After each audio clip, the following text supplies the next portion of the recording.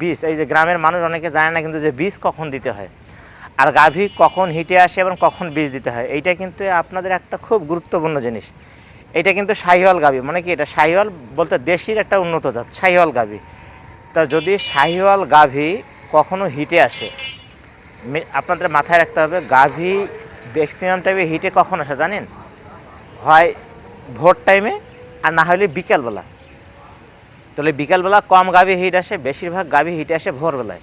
আপনি ওদিক যা হিটে আসবে, আপনাদের এইটা জানার দায়িত্ব সম্পূর্ণ হচ্ছে খামারিদের। এটা কখনো ডাক্তার জানবে না যে আপনার গাভী হিটে কখন আসছে। হ্যাঁ, এইটা কারণ একটা গাভী হিটে আসার পর তো প্রায় 24 ঘন্টা হিট থাকে, তাই না? 24 ঘন্টা মানে একদিন থাকে, অনেক সময় 1.5 দিন 2 দিন পর্যন্ত থাকতে পারে। তো আপনারা যে কাজটা করবেন, গাভী হিটে আসার পর ঠিক 12 থেকে 18 ঘন্টার মধ্যে যদি আপনি বীজটা দিতে পারেন, মানে হিটে আসার সময় 12 ঘন্টার মধ্যে আপনাকে বীজ দেওয়ার দরকার নেই, হিটে আসার 12 থেকে 18 ঘন্টার মধ্যে আপনি বীজটা ধরাই দেবেন।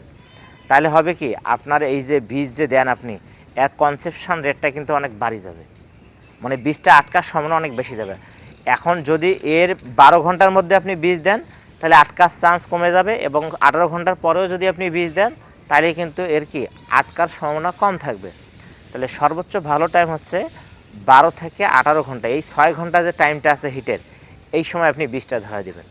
আর বেসিক্যালি আমরা বলি যে ভোরবেলা আসলে শেষ বিকালবেলা দিবেন, অথবা বিকালবেলা আসে পরের দিন সকালবেলা আপনারা দেবেন বীজটা।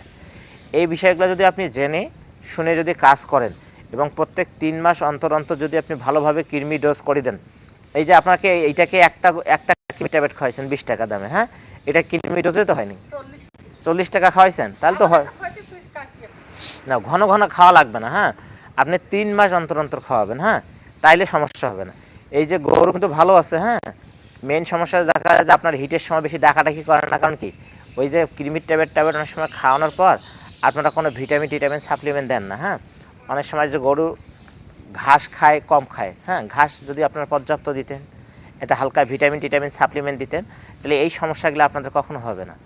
আর বারবার আমি বললাম, যখন একটা গরু হিটে আসার পর এটা জানার দায়িত্ব একমাত্র খামারের, কখনো ডাক্তার জানবে না, হ্যাঁ, ডাক্তার আসি দেখবে হিট আছে বীজ ধরায় দিবে, হ্যাঁ, তাহলে আপনার গরু কখন হিটে আসছে এই দায়িত্বটা হচ্ছে একজন খামারি আইডেন্টিফিকেশন করা, হ্যাঁ, হিট ডিটেকশন নির্ণয় করা, হিট ভালো আছে কিনা সেটা ডাক্তার বুঝতে পারবে, হ্যাঁ।